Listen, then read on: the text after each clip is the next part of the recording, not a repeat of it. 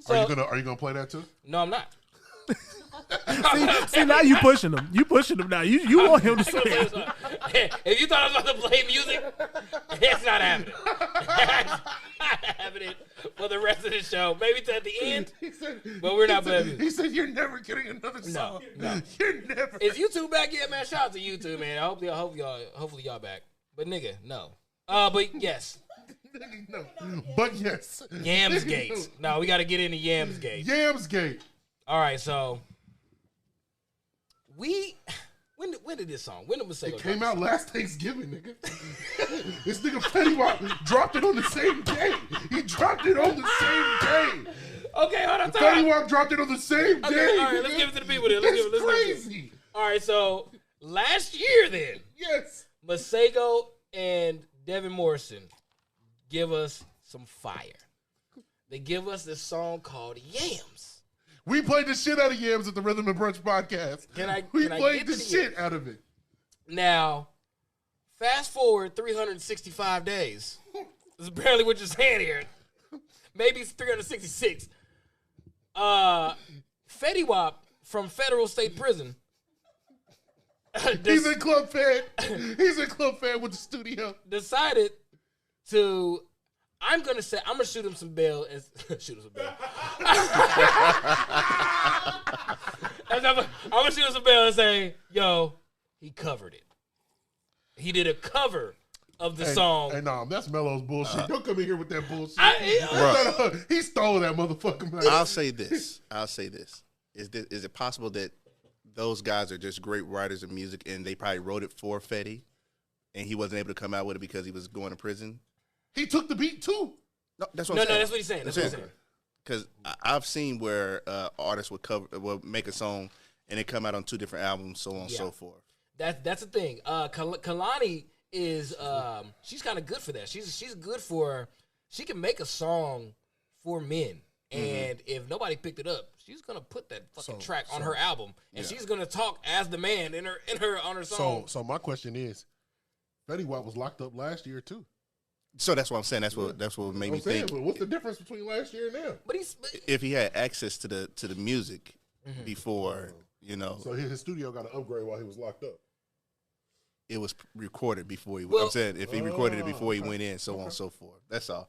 It could be stolen. It could be. My only thing with that is like, them niggas decide to put the song out. So if they put it out last year and then like, so are you saying that we probably like got the Fetty Wap version, or we never heard, instead of like Fetty Wap actually putting it out like, yo, this is my new song, check out my new song. Well, I know he put it out. So he put it out like, check out my new Thanksgiving song. But that might be a desperate move from behind them bars. He's gonna put out as like, this is a single.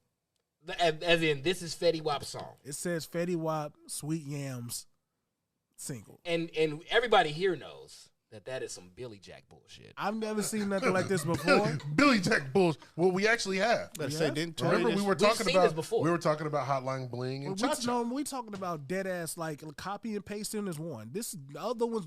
Those were stick ups. Those are robberies. I like your jam. Okay, I like your flow. I like your rhythm. I like your cadence. I'm gonna take some of that and make it my own. Let me talk about it. So we are a big fan of Blast, right?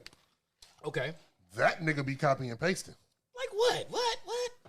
This Love, Donnell Jones. He took the beat and the whole hook. He took the beat and the hook. I don't know. That's not a cover? Is that a cover? That's not a cover? No, it's not a cover. It's his own song. It's called Overdose. It's not called This Love. But nigga, like what we're saying, like, how is that different from like somebody sampling a song or like making their own rendition of a song? I'm not gonna say that Young Blue just stole DMX's song. I'm saying that he sampled it and made some dope out of it. And he got permission. So I'm saying if Blast could get away with taking the whole hook and taking the beat, that's exactly what Fetty Wap did. He also didn't get away with taking the exact same lyrics. Yes, he does. He says the exact same hook on that song. It's the same hook, sample. It's literally the same. Like, and then he put his own. Then he put his own. Then he put his own verses on it, but it's the hook and the beat. So whoa. Fetty Wap has his own verses on the song? Yes. Now he still takes. What's crazy is that makes what Delano said a little more interesting. What's crazy is he still takes parts from their verses and puts it. That makes what Delano said so more interesting. you know the part where they're all like harmonizing in the verse. You know, like he takes those parts and puts them in his verse. Did anybody see what the songwriting credits for this song actually are? Let's do it.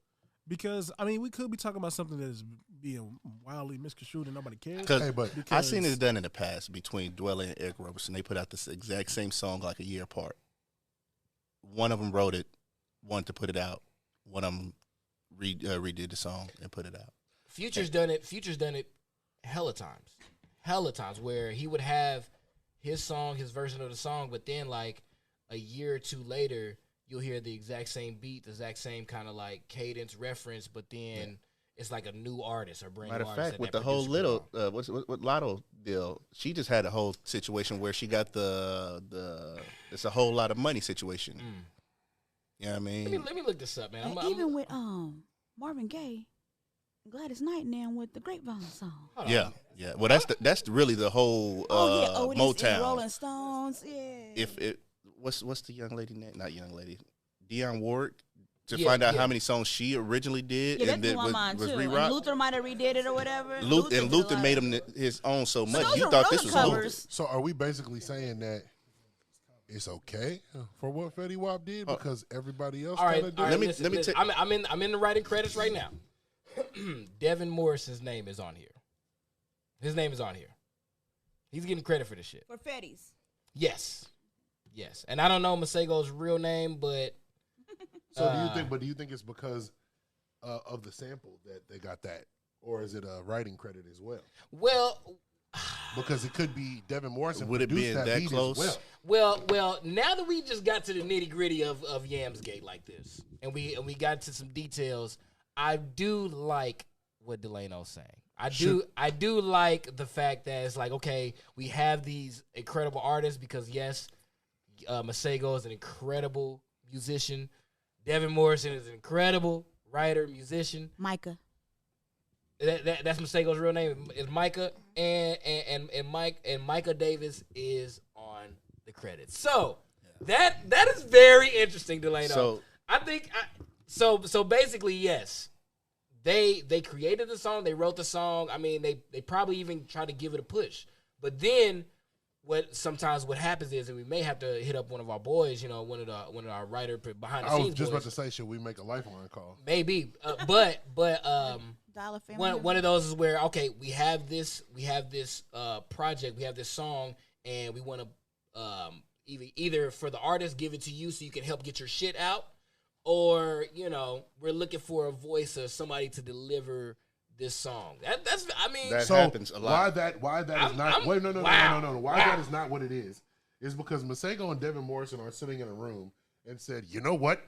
Fetty Wap could sing this better. Why not? No, it's not that he could sing it better. He would bring more eyes to this record. He wouldn't. Exactly. No pun intended. He wouldn't. So if there's no way. Bring more eyes. Fetty Wap is gonna bring one Y'all should eye. have saw how she sprung to this mic.